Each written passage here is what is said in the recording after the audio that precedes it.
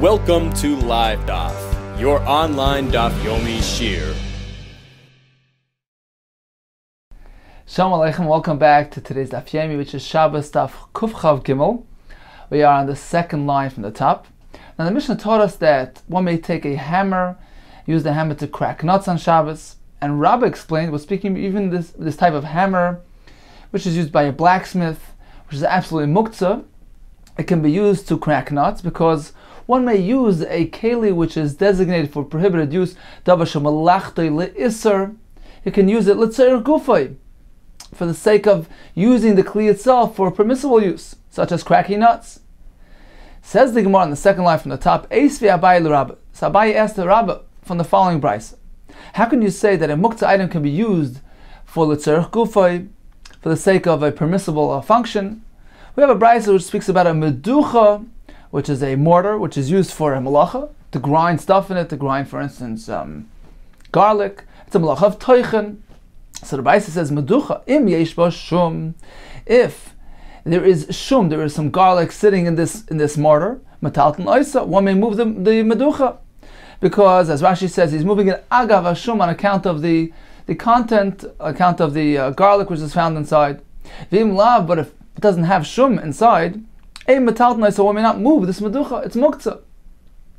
So we see that he can't, for instance, if he wants to sit on it, so it's l'tzoyrich gufay, it's for the sake of a tashmish heter, he can't move this thing because it's malachta l'isser.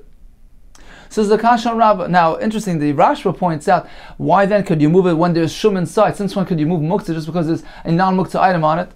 So he said the interesting point that the meducha, this mortar, really has a dual function. It's meant to be used for the malach itself, for grinding of the items, but also to contain the ground material within it. So while it's holding the ground material within it, it's considered like a container. It's meant to be used for that as well, for a shimush heter. So at that point, it's not considered muktzah. So that's why we have that distinction between when it has something in it, then it's not muktzah, but otherwise it's muktzah. In any case, we have a kasha Rabbah. Why can't he move the mortar for the sake of tzoyrich gufay, to use it, to sit on it? Amar lei, so Rabbah responded, Hamani Rabbi Nechemya. This brisa goes according to Rabbi Nechemya, who has a very unique shita when it comes to moving things on Shabbos. He says, the Amar ein kli nitel el l'tzorech tashmishay. Any type of kli, even an ordinary keli, even a kli shemalachti laheter, not designated for malach, any ordinary kli cannot be moved only for the sake of the tzorech tashmisha, for its designated purpose, for its designated use. You can't misuse the kli on Shabbos. So this brisa, which tells us that the meducha is muktzah and can't be moved for the sake of sitting on it, is following Rabbi Nechemya, who holds that you can't misuse the item, you can't move it for the sake of a use which is not its designated use. Eisvei, so he asked him from the following halacha. This is halacha regarding Yom Tov. B'shamei oimrim ein noitlim es ha'ali l'katzis olav basar.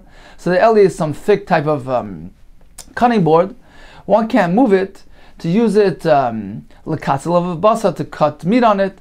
Now this eli, this cutting board, Rashi explains, is designated mainly for malacha of isser, to grind, to cut, to chtishas targis, to cut to pound the grains, etc.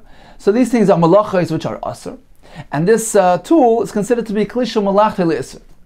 So B'Shamai say you can't even use it if you want to cut meat on it on Yom Tov. V'sil matir they allow, because there's a special allowance for simchas Yom Tov.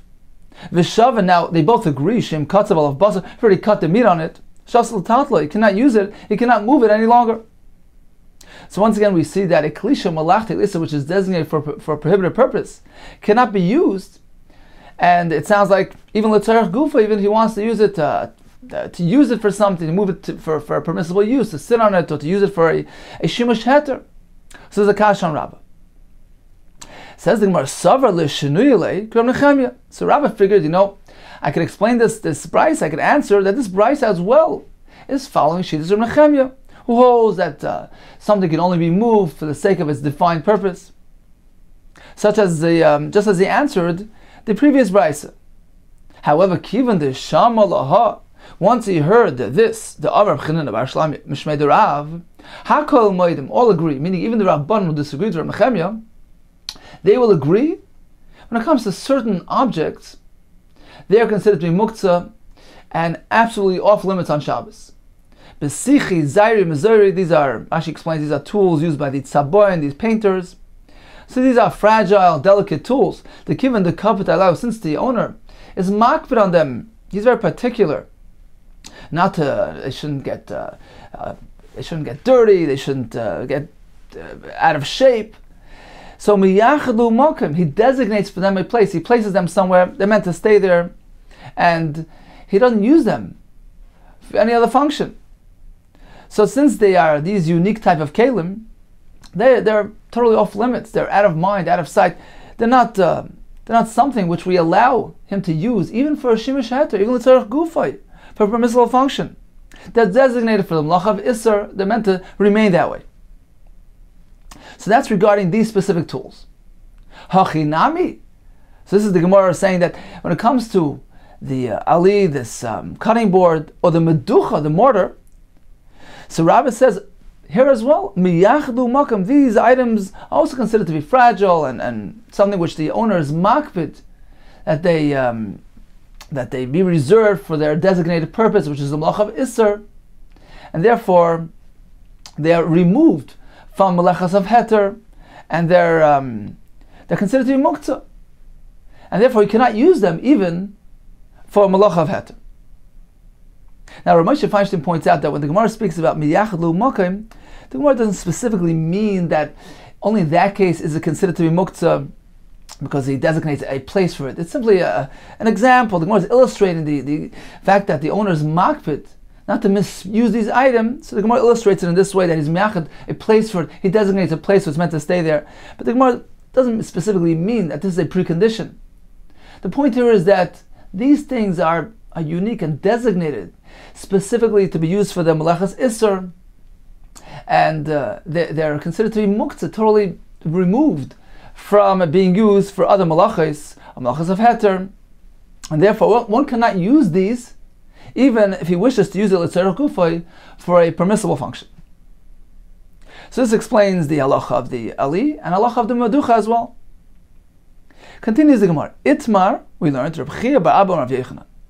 Kurna shel zahav shaninu. Going back to the hammer, which the Mishnah told us can be used to crack nuts. What type of hammer are we speaking about? So he says we're speaking about kurnas shel zahav, these goldsmiths who use the hammer to flatten out the gold to make plates. You can use even that hammer, even though it perhaps makes it unsmooth by using it for cracking nuts. Nevertheless, they're not makbid, not particular about not using the hammer for this purpose, because, as Rashi explains, in any case, they're going to smooth out the hammer. We learned earlier in Masechah Shabbos that their custom of their minhag was to have this block of metal, this anvil it was called, that they would, the sadon, that they would, as they were proceeding with their craft, they would take the hammer and bang it on that smooth thing to smooth out the bottom of the hammer. So in any case, they readjust their hammer constantly, so it's okay. This hammer was intended also for this type of use. So this is the explanation of Reb Chia bar Abba named Rav Yechanan. Kurna shel zahav shaninu. Rav Shimon bar Abba Amar kurna shel basamim shaninu. Or basamim, that this hammer is speaking about even the hammer used for basamim, for grinding of spices, of fragrances. Although perhaps there's reason to think that the owner is makbid not to get his besamim hammer soiled up. It's okay, it can be used to crack nuts. Says the Gemara, Man the Amar, the basamim or the besamim, according to this shita, that even the hammer used for besamim is okay to be used to crack nuts. Although perhaps you would think that the owner is very makbid on this type of hammer. Kolshkin the zahavim, certainly the hammer used for the gold, in which the owner is not makbid, certainly in that case it can use it to crack nuts. However, the other shita which said that this hammer is discussing the hammer of the goldsmiths, so only over there do we say it can be used for cracking nuts. Avol debe samim kapid alayu. However, the one which is used for besamim, no. In this case, the owner is extra makbid on it. He's super particular about it. He doesn't want to use it for other purposes, for nuts, lest it gets soiled, and therefore it's considered to be off limits when it comes to this type of use and it's muktzah. So in summary, we learned that a kli, which is malachte le'isser, which is primarily used for prohibited work, for malacha, for instance, the kurnas, this hammer used for the zahavim, these goldsmiths, we can use it litzarech gufay, for the sake of its own use, to use it for a permissible use, for instance, cracking nuts. What about a kli which is delicate, fragile, and it's called muktzah machmas chisoren kis? It's set aside on account of the of loss of property, of loss of monetary value, meaning the owner is particular about the use of this thing. He doesn't want it to get ruined, to get broken, to get crooked, get out of shape. These things are not allowed to be used, even with tzarech gufay. What are examples of muktzah machmas chisoren kis? So we discussed the meducha, the mortar, the eli, this cutting board, this the board which they pound the grains on. We discussed the tools of the tzaboy and the painters, and some say that the hammer of the psamim also falls into this category. Continues the Gemara. Vesakush vesakarkar tanarabon. Paga, this is a unripe fig, shetamna beteven, which he buried in hay, so that it ripens under there. V'charara shetamna begecholim, or this cake which he buried, he covered with gecholim, with coals. First, speak out that we're not speaking about lit coals, in which there's a concern of a malacha, of lighting a fire. We're speaking about extinguished coals, which are merely warm. So he's placing the cake underneath here. Now, how does he get to this stuff underneath these installations, which are muktzah? The teven is muktzah because it's meant to be used for cement. The gecholim are useless. So this is our muktzah. How does he get the thing out? Says Tanakam in megula miktsasa. So if part of the fig is exposed, and he has direct access to it, then he can go, he can lift it off. And there's no concern because the teven will simply slide off. He's not actually moving the teven. But if there's nothing revealed, there's nothing exposed, in which he has to get through the muktzah to reach his object, he cannot be metaltlet. Rabbi Lezer ben Tadoy Omer, there's another solution. Teichvin bekush, or bekarkar. He can simply poke in some type of pointy tool, this kush, this rod, or bekarkar, this pointy tool, as we learned in the Mishnah, even though they're klisha malachtei le'isser, but he's using it for a heter purpose. So you can poke it through the muktzah. There's no concern because his intention is not to actually move the muktzah. It's considered to be indirectly moving the muktzah. He's simply trying to get to the item buried within. And the muktzah substance simply falls off on its own. Amar of Nachman, Amar halacha Rabbi Lezer ben Tadoy. So Rav Nachman says that the halacha is we pass like Rabbi Lezer ben Tadoy, and this indirect moving of muktzah is mutter. Says the Gemara, that's so l'meimra the savar of Nachman. Are you going to say Rav Nachman holds a tiltul min atzad lo yishmei tiltul, that moving something indirectly is not considered to be a tiltul regarding muktzah? V'amar Rav Nachman, didn't Rav Nachman say hi pugla, this radish which is buried in the earth? So it depends how it's positioned. Now the radish is wide on top and narrow on bottom. So if it's sitting there the way appropriately, milamala lamata, so if the top, which is wide, is actually on top, right by on the surface of the earth, and it's facing, it's facing downward, so the top is wide and then it narrows.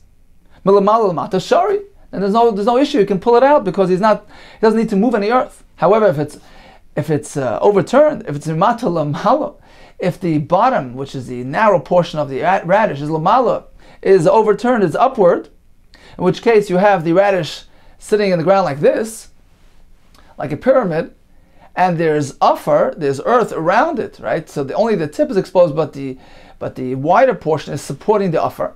So in order for him to get it out, he's going to have to, when he pulls the tip, he's going to have to lift the earth together with it. Milamata lamala, then it's asr. Now, here it's a tiltul min atzad, because he's indirectly moving the upper. He's holding on to the radish, holding on to the upper. So we see that even in this case, it's asr, it's muktzah. So we have a conflict, a stira, between this Rav Nachman who says asr, and previously Rav Nachman passed in the rule like Rabbi Lezer ben Tadoy regarding the heter of pulling out the fig from beneath the muktzah. Apparently he holds tiltul min atzad as mutter. Says the more Hadaber Rav Nachman Mahi. Rav Nachman changed his mind. He reverted from that statement, which he said that tiltum atzad is asr by the radish. Rather, he holds that indirect moving of muktzah is mutter. Chachamim apparently only prohibited muktzah when it's a direct contact, a direct use. But if it's something just indirect and incidental, that's not included in the isser of muktzah. He's not really using the muktzah. He's not associated with the muktzah directly. Continues the Gemara. Machat shayad little ba esakoitz. So Mishnah discussed using a sewing needle to extract a splinter. Shalach le Rava brei de Rabba le Rav Yosef. So Rava, the son of Rabba, sent a question to Rav Yosef. Yilamdeinu Rabbeinu, teach us our Rabbi. What about a machat shenital charara ay uktzah? Let's say you have a sewing needle, and we have the charara, which is her hole. Charara is lashon of chayr, so the eye. Uktzah is the pointy side. So what if we have this sewing needle whose eye or point was clipped off? Mao, what is the halacha there? Can one move it on Shabbos? Is it still considered a kli? Or does the din of the kli become batal, nullified? And therefore it's muktzah. Amar Leisi said simple, Tanisua, we learned about it in a Mishnah. One may go ahead and move the sewing needle in order to extract the splinter. What difference does it make to the splinter? Whether this needle is pierced, or whether it's not pierced. So even if it's missing its eye, it's still useful for the purpose of getting out the splinter. If so, let it still be regarded as a kli, and one can move it on Shabbos. Says the Gemara, Eisvei. So he asked him a kasha from the following halacha. So if we have this machat, this needle, which the charara or the uktzah, meaning the eye or the point, were clipped off, it's tar. It's no longer regarded as a kli. It's not makabel tumah. So we see that when it's missing its eye, it's not a kli. So let it be regarded as muktzah. It's useless. Amar Abaye, tumah Shabbos karamis. How could you ask a kasha from the halacha of tumah to the halacha of Shabbos? They're two different contexts, and they work with different guidelines. Tumah, when it comes to tumah, kli ma'aseh binan. The pasuk says that it needs to be a kli ma'aseh, a kli of functioning ability. And as Rashi points out, kli ma'aseh means shemasa shaloi kayim.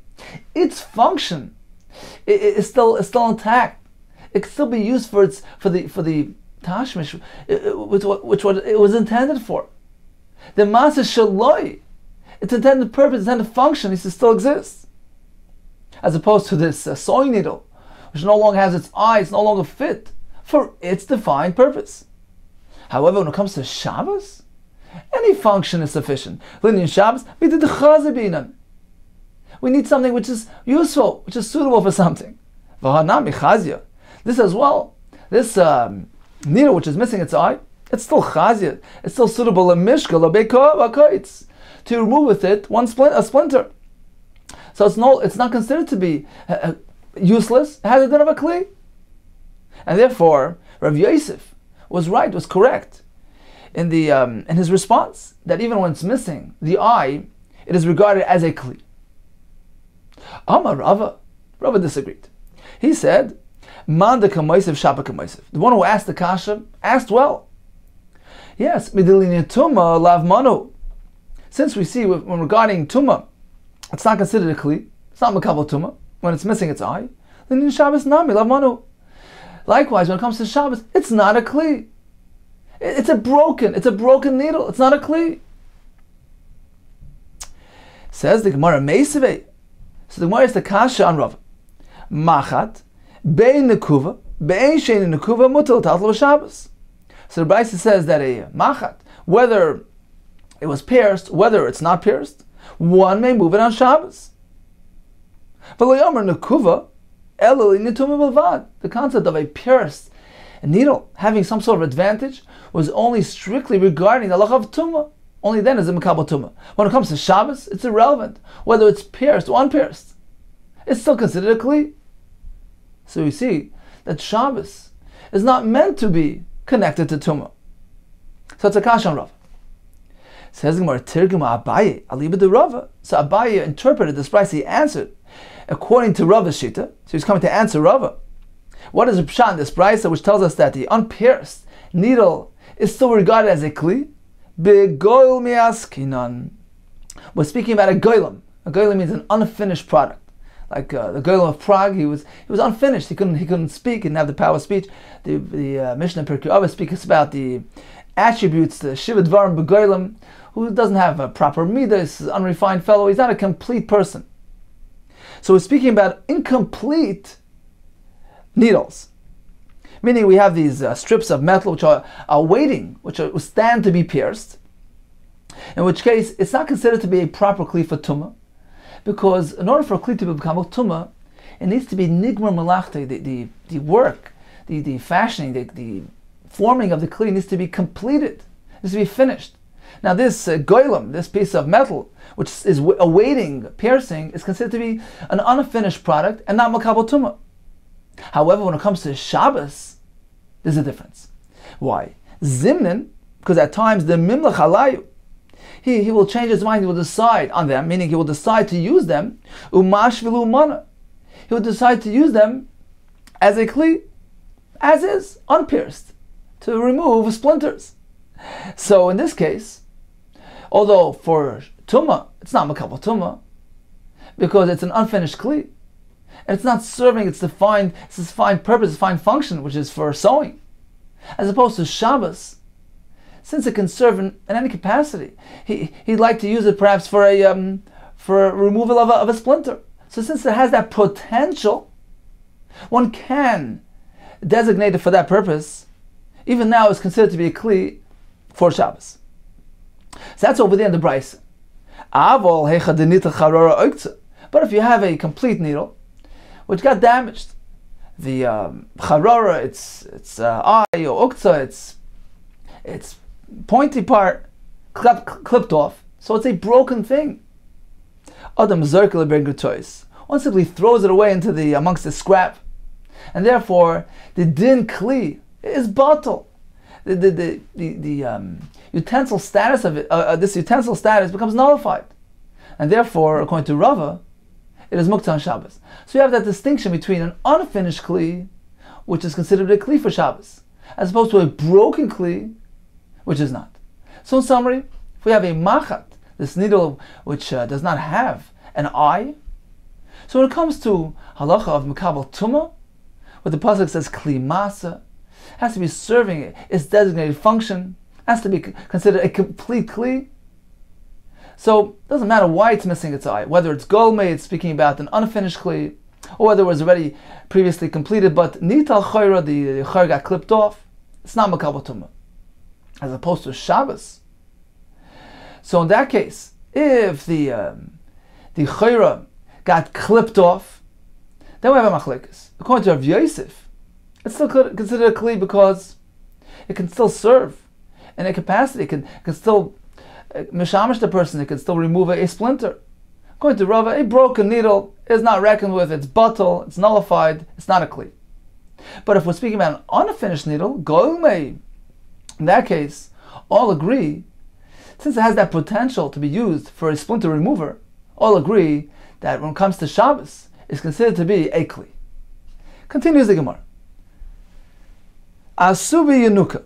What is the halacha regarding straightening out the limbs of the newborn child? Rashi says when he's born, his avarim get out of place, you need to adjust everything, put back in place. Can you do that on Shabbos? Rav Nachman said it's also Rav Sheshes Shari. Rav Sheshes allows. Rav Nachman, I'll bring you a right that it's asr. Rashi explains why is it asr, because it's dami l'mesaken. It appears as though he's fixing the child, so it's asr. Rav Nachman brings a raya to this. How do I know this then? The snan, as we went to the Mishnah, ein oisen apik toizen Shabbos. So one may not drink this liquid to go ahead and cause himself to throw up. Rashi says to make room for more food. So this is the process called apik toizen. He can't do that on Shabbos. Now, although it's not a refuah, nevertheless it's asr apparently, because it appears like Masakin Gavar, Rashi says. He's repairing, he's fixing himself. So this too is considered to be Asr. Likewise, when it comes to the Asuba Yinuka, straightening out his limbs, it's Asr. So that's the Raya of Rav Nachman.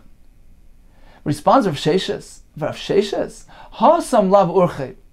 The apoptosis, which causes the vomiting, that's not Urche, that's not his derech, that's not something which is common practice, it's not needed. So therefore, it's considered to be Masakin. Hacha Urche. However, this Asuba Yinuka, this is his derech, it's his requirement, it's vital for him. Rashi says, oh, he's feeding him and giving him to drink. That's not regarded as Masakin. It's considered to be just ordinary function. And therefore, it's mutter. How do I know my opinion? I'll support my position from the following Mishnah. This nan is going to the Mishnah. Machat shal yad. One can use the needle, little ba'as hakoitz, to remove a splinter. So apparently, even though he's removing the splinter from the person's body, he's fixing him, it's okay. Because it's not a refuah. And it's not an isser. There's no isser of it looks like he's fixing him. So likewise, when it comes to the child, you can straighten out his limbs. For Rav Nachman responds as follows. You can't equate the two things. Hasam pucket. In the case of the splinter, it's pucket, it's embedded in the person. You're simply removing a foreign object, a foreign entity, which is embedded in a person. You're not actually doing something to the person himself, as opposed to the straightening out of the kid's limbs. Hacha, in our case, like pucket, it's not something embedded. He's actually straightening out the baby's ivarim, he's restructuring, he's putting back in place. In this case, it looks like Masakin, and therefore it is Asr. Continues the Mishnah. Kana shel zaysim. So we have this tube which was used for the olives. What happens? They used to pile up the olives so that they warm up and it helps them get ready for the pressing process. So he wants to go check. He wants to see if they're ready to be pressed. So he has this kana, this hollow tube, which he uses to tamper with the zaysim. And the Gemara will tell us some of the oil gets, if the olives are ready for pressing, then some of the oil which oozes out will actually get trapped in the kana itself. And this will be an indication that the time has come. So kana shel zaysim, this tube used for the zaysim, if there's a knot at the tip, so if we're speaking about a natural bamboo, so these natural knots, and as the Gemara will say, this forms a plug in the actual hollow bamboo, and actually allows some of the oil to linger in there, so it forms as a cavity. But the Gemara will discuss it. So if there's a kesha b'roisha, if there's a knot at the head of it, mekabel tumah, it's considered to be a proper kli and it's mekabel tumah.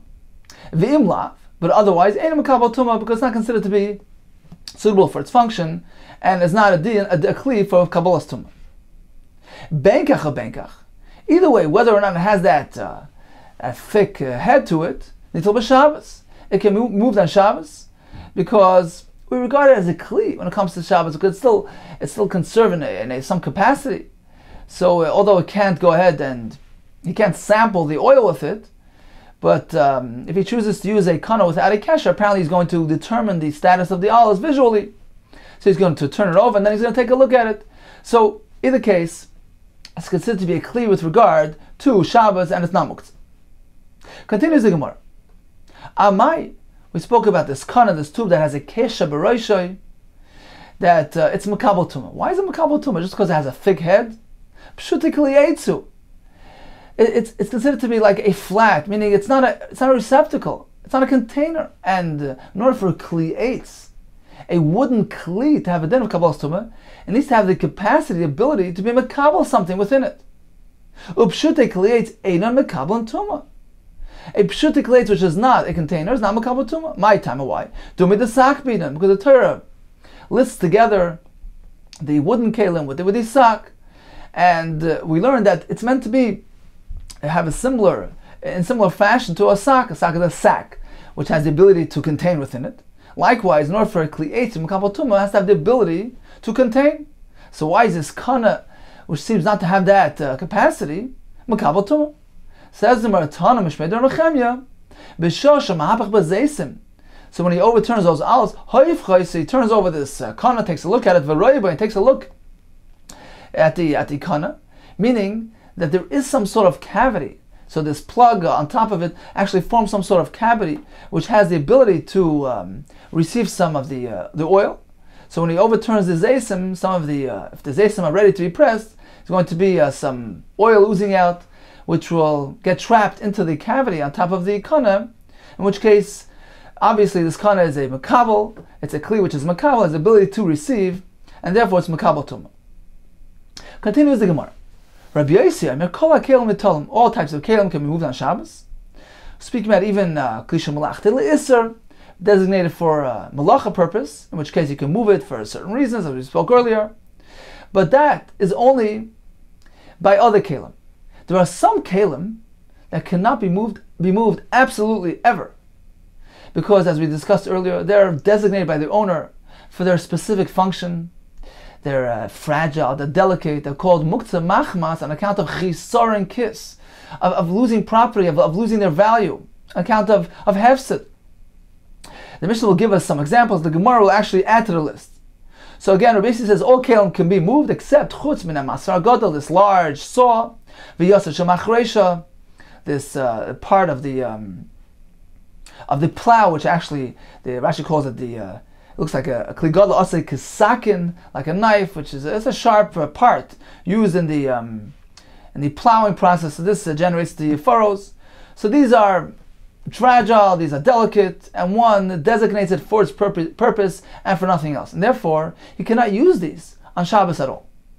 The Gemara will proceed and give us another couple of examples of this category. So this kli, this type of bowl, which is used by the launderers, that is also regarded ki yasad shemachresha damya, that has the din of al yasad shemachresha mentioned in the Mishnah, which is muktzah machmas chesar and kiss. It's set aside for its use and for nothing else. Amar Abaye, he's going to add another 3 examples. Charba de ushkefi, this knife used by the shoemakers, v'sakina dashkavta, and this knife of the butchers, v'chatzina de nagri, this type of axe used by the carpenters. These as well are ki yaseh shemachresha dami. They have the din of the yaseh shemachresha, and they're absolutely muktzah on Shabbos, never to be used for even machmas kufay, for a permissible use. Tana Rabbana b'Rishoina, initially back in history. So this was, Rashi says, during the time of the second Beis Hamikdash, in time of Nehemiah ben Chachlaya. The Gemara later will tell us why they did this, made this gzera. Initially, they were very strict when it came to moving kelim on Shabbos. So the Gemara tells us that this was on account of their laxness in malachas of Shabbos. They didn't observe Shabbos properly. They were doing malachas. So Chachamim went ahead and acted very stringent isurim, takanos, limited their ability to move around the items, so that this will raise the awareness, will spur them on to improve in their shmiras and their observance of Shabbos. So they employed very strict rules. B'Rishayna initially hayu oimrim, so they would say shloisha kelim etal b'Shabbos. You can only move 3 kelim on Shabbos. What are they? Miktzei shel dveila, a knife used in the for the dried figs. V'zuam alistran shel kedera. So this was a some type of spoon used to remove the zuama, the waste of the kedera of the pot. V'sakin ktana shel gaba shulchan, and the small knife used on one's table. So Rashi explains that these things were commonly used. The Chachamim allowed them to move around at least these items. Now Tosfos points out here, and of course we're not speaking about kelim which have the ability to contain, for instance, kaisais, ka'arais, sloichiais, cups, plates, bowls. These aren't containers. These certainly were not included in the Isser. We're speaking about something which does not have the ability to contain. So the Chacham limited the heter specifically to only these 3 things, but nothing else can be moved on Shabbos. Even the kli which is not designated for malacha. They were very strict. They wanted to raise the awareness of Shabbos, to restrict and to highlight the point that one is meant to be restricted on Shabbos and not go ahead and do malachis. So only these 3 are mutter. Now, it actually accomplished its goal. It did raise the awareness, And this allowed the Chachamim to downgrade. And this happened incrementally, in stages. Continues the Gemara, Hitiru. So when they saw that the Shabbos observance was improving, they went ahead and they were matir more things. Then they went a step further, they allowed even more. And then they allowed even more. Until they got to the point that they said, Acha Amru, like we have in our Mishnah, Kol HaKelim Matom b'Shabbos, all types of Kelim can be moved on Shabbos, Chutz min Masra Gadol, v'Yosed Shel Machresh, except for those two things which are fragile and delicate, in which the owner is makbid not to use them for other purposes. Those things cannot be moved, even l'tzarech gufay, for permissible use. So this is the brisa. Let's analyze the brisa. The various stages. There was the initial stage, and then the subsequent stage, and many stages following, where there were different levels of heter applied to muktzah. Says the Gemara, Mayi tiru b'chazer v'tiru b'chazer v'tiru. What does this mean? How do we understand all these stages? What happened along the way? Amar Abaye is as follows. Initially they made that all across the board Isser, you cannot be metal to anything except for those three things mentioned. Then they saw that their goal was being achieved, and Shiur Shabbos was improving.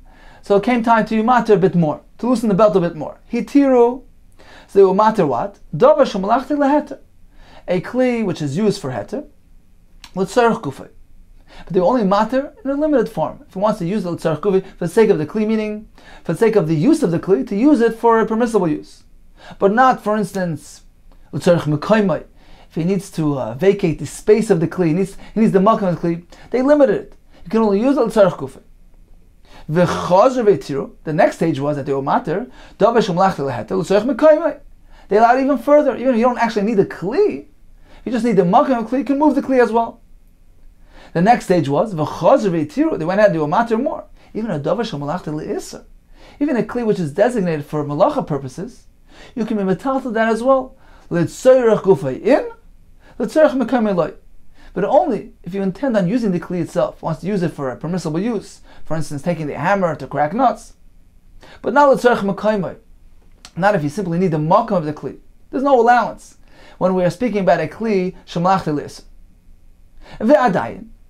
Even so, there was still a limit, meaning even these allowances came along with strings attached. Only if they're small enough to be handled by one hand. But if they're large kelim, they're heavy kelim that he needs to transport with two hands, he cannot do so. They're considered to be out of reach, they're considered to be set aside, considered to be muktzah. Until the final stage came along and they said, Kol HaKelim Matom b'Shabbos.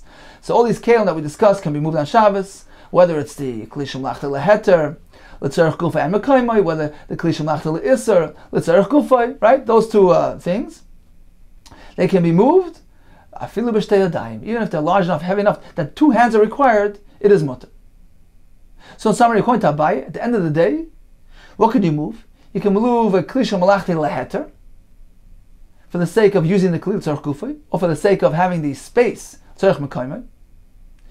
But you can't move it for a different purpose. Let's say you're trying to protect the kli. Sitting in the sun, you want to take it into the shade, you can't do that. Only if you actually have a use of the kli or the space of the kli. Regarding the davar shemlachti l'isser, that's even more limited. You can go ahead and move it, but only l'tzarech gufay, if you actually need the kli itself, but not l'tzarech mekaymai. And at most, you can move a kli which you can handle yourself. Meaning, even though you need two hands for it, it's not muktzah. But suppose it's so heavy that you need two people to carry it, it would seem from Abaye it would be aser. So we have three restrictions. We have the kli shemlachti leheter, which cannot be moved from the sun to the shade. We have the kli shemlachti le'isser, which can't even be transported l'tzarech mekaymai. And at most, it can't be heavier than what one person can handle on his own. This is Abaye's approach.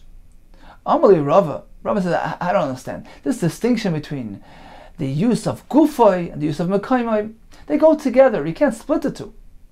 Michti, let's analyze. Hitiru ktani. The brisa says, Hitiru b'chazer hitiru.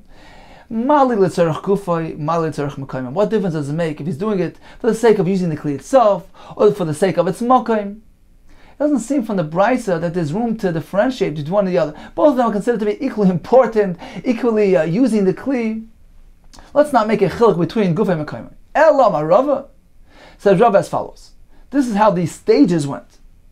So initially they were very stringent, right? They only allowed those 3 kelim.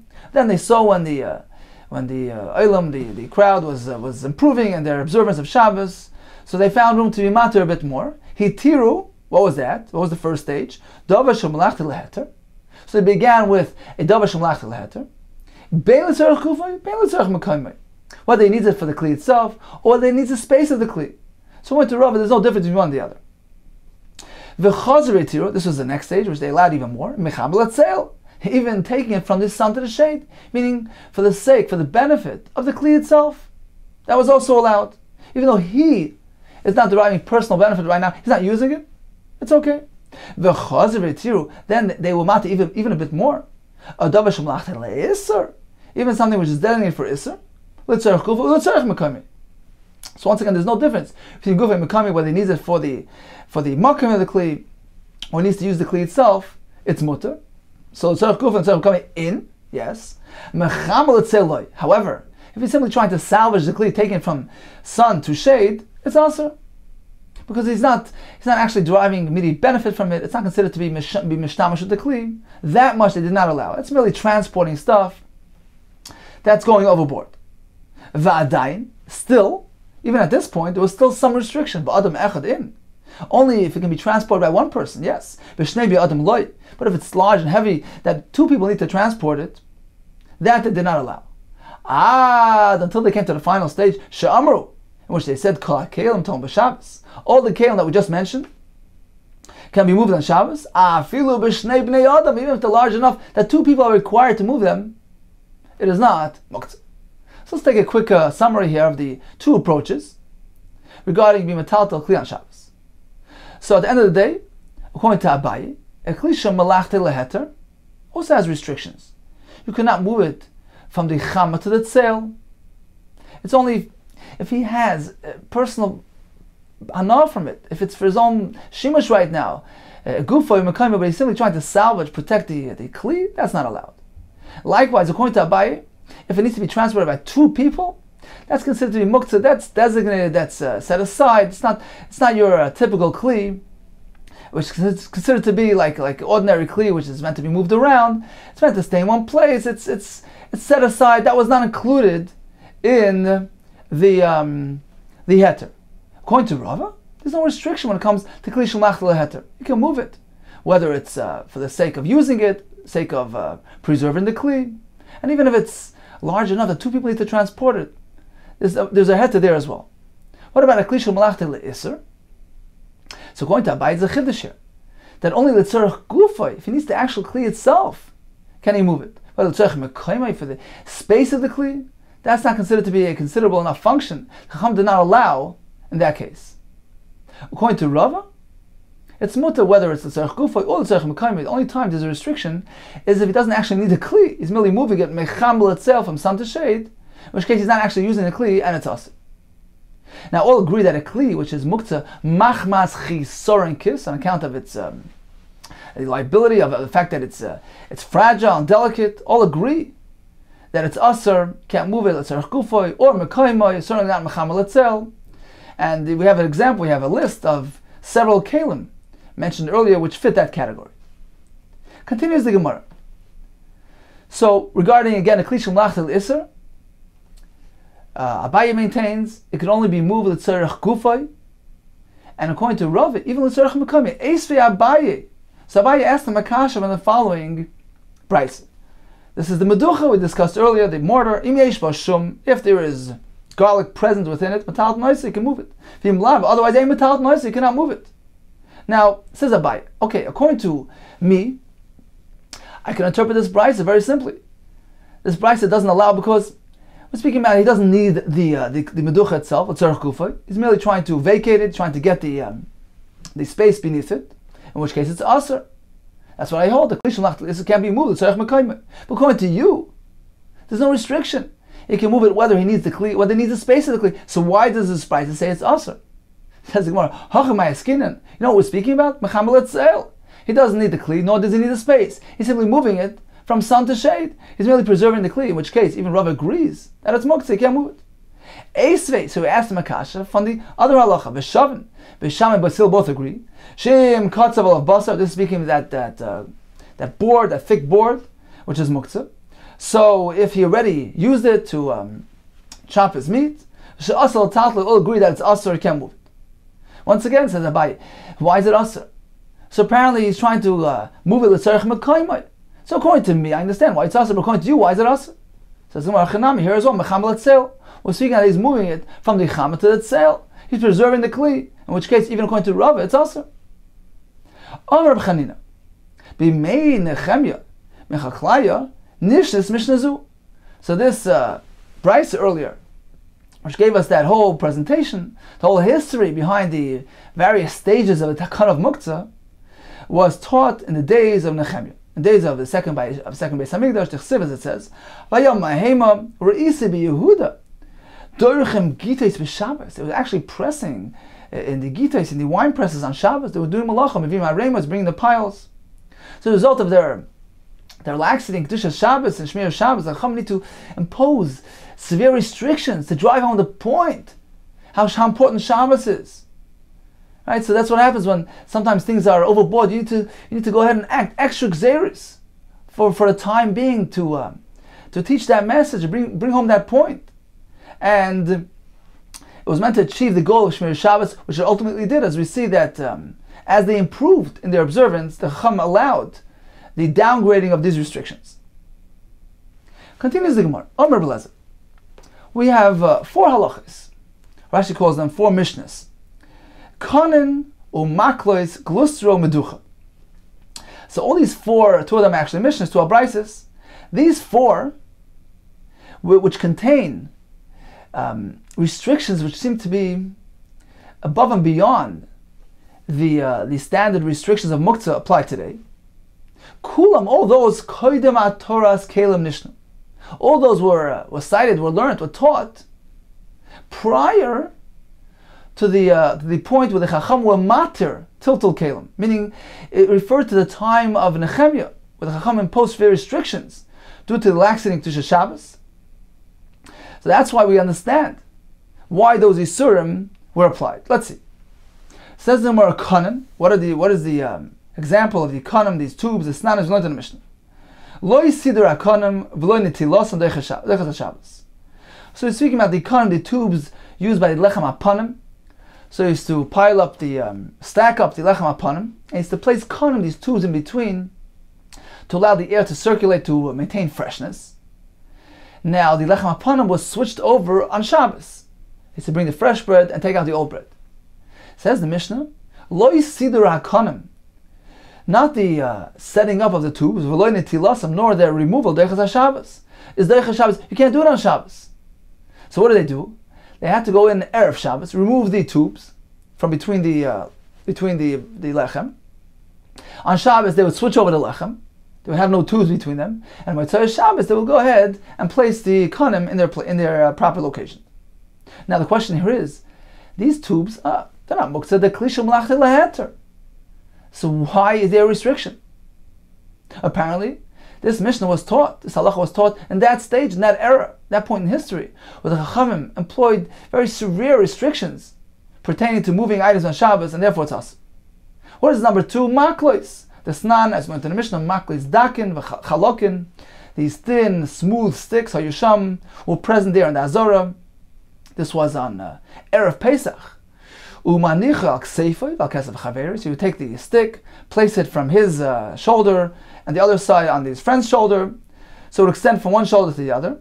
V'toila mavshir. You would hang up the korban Pesach and flay it and remove the skin in that manner. Amar Belezer, arbos hashecholis b'Shabbos. What happens if Erev Pesach falls out on Shabbos? He can't use those sticks. So what else does he do? There's an alternate route. Maniach yodai al kesef chaver. So instead of sticks, he uses hands. He puts his hand al kesef chaver on his friend's shoulder, v'yad chaver al kseifa, and his friend's hand on his shoulder. V'toila mavshir. He hangs up the animal, and his mavshir flays it in this manner. So he can't use those sticks. Why? These things are malachti leheter. So apparently, it was during that era that this Isser was applied. What is the third example? Glustera. The snan, as we learned in the Mishnah. So actually 3 of them are Mishnahs. It's neger Nagar sheyesh b'roisa glustra. So nagar is this bolt used to hold the door shut. So they have this nagar sheyesh b'roisa glustra, who has a glustra, this knob on its tip.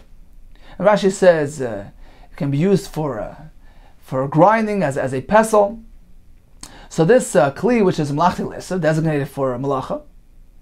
Now he wants to go ahead and use it for the sake of this door. What does he do? Let's say he wants to transport it from one door to the other. What does he do? And he has to go through the courtyard. So Bishua says he can't carry it directly. He knocks it off from this door and hangs it on the other door on Shabbos. So Rashi explains that he drags it. He doesn't do it directly without directly carrying it. Why not? Even though it's malachti le'isser, it's designated for malacha, but he's using the tzarech gufay. He's using it for the sake of he's using the kli. He's using the cleave itself. It's a tzarech gufay for a permissible function. So you see, there's an isser, even in that case. There's no concern here. It's regarded like the other kelim, metaltal b'chatzer, and one can directly transport it through the chatzer. So we see in any case, according to Bishua, we restrict something which is generally not restricted. Apparently, it was referring to that era in history. Finally, number 4 is meducha, the price of meducha, damar. As we said earlier, we cannot transport that mortar, even though he needs it. He needs the tzarech gufa, he wants to sit on it. It's also apparently, it was said during that point in history. Amar Rabba. Rabba responded as follows. Mimai, how do you know that this is the basis, the reason for the Isser? Dilma, perhaps, I'll tell you, and all 4 halachas were actually taught after the Chachamim downgraded, they applied heter to be metaltal kelim. And there's a separate reason for each halacha. Why they're Asr? Unrelated to that gzera during the time of Nehemiah. Explains Rabba. Konim, what's the restriction regarding the tubes of lechem upon him? Taimamai. Why would they need it? Mishum epushi, on account of preventing spoilage. By purta lemiapish. This little short amount of time, a couple of hours from Shabbos to Motzei Shabbos, it won't get spoiled. There's no need to transport these tubes. Maklis. Why can't you move those, use those sticks on Erev Pesach? Because there's an alternative route. There's Rabbi Lezer's solution. Just use your hands. Glustra. What about the case of that nagar, that bolt? What's wrong with moving that? Because Rabbi Yanai, it's unrelated to muktzah. The reason is like Rabbi Yanai said. Rabbi Yanai. We're speaking about transporting it through a courtyard which has no erev. So it has no erev chatzeres where the owners of the chatzer combine their ownership. So one may not be metaltal a kli from the bayis, which is a privately owned domain, to the chatzer, which is considered to be a shared area. It's like taking from Shizarab. So unless there's an erev chatzeres which combines the ownership of the chatzer, you can't transport from the bayis to the chatzer. So speaking about a chatzer which has no erev.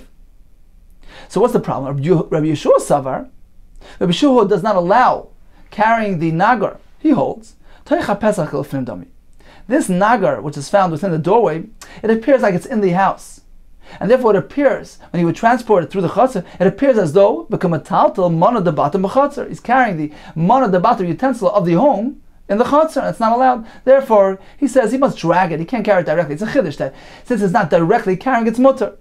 Rav Tarif Mesaber, there's no concern. This nagar, which is found in the doorway, it's as if it's sitting in the chatzar. Umana the chatzar, utensil kli of the chatzar, which is found in the chatzar, but chatzar kamataltal, he's carrying it through the chatzar. He's not taking something from the bayis to the chatzar. There's no concern, but it's unrelated to muktzah.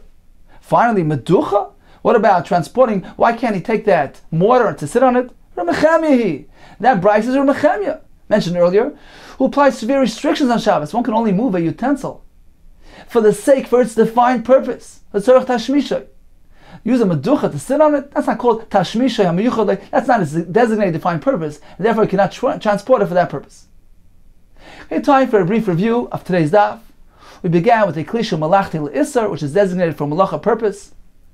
He can be metaltlet with tzarech gufay if he needs the kli itself for a permissible function. What about a kli which is fragile and delicate, muktzah machzor and kiss? It's asr. It's designated for its malachas isar, not to be used for anything else. We discussed the halacha of tiltul min atzad, indirect moving of muktzah. We have achlekes. The Gemara spoke about a machat, a sewing needle which is missing its eye. So when it comes to tumah, it's not makabel tumah. It's not suitable for its defined function. When it comes to Shabbos, then if it's golmei, meaning it's an unfinished needle, all agree it's considered to be a kli because it can be used potentially to remove a splinter.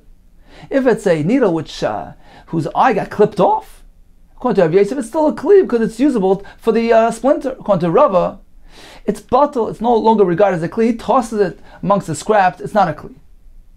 We learned the machlekes regarding straightening out the limbs of the newborn, whether it's considered to be like feeding and drinking and giving him to drink, or it's considered to be a tikkun or it's aser.